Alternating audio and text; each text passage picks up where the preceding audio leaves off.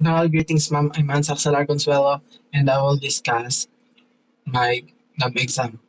In this network configuration, we are setting up VLANs and VTP across three switches to segment our network into different departments: admission, registrar, accounting, and computer lab.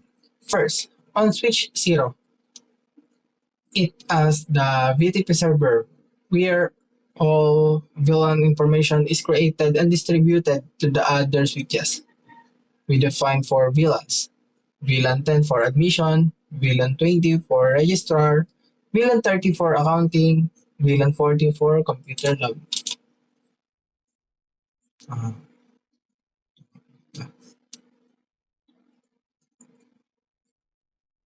then next, switch 1 and switch 2 are set as VTP clients. This allows them to receive VLAN configuration automatically from the VTP server without needing manual configuration on each client switch.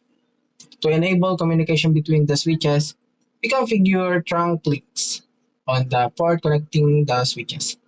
These trunk links allow multiple VLAN traffic to pass between the switches. Finally, we assign specific interface to their respective VLANs. For example, the ports connected to PC0 in admission will be part of VLAN 10, and the port for the computer lab on switch 2 are assigned to VLAN 40.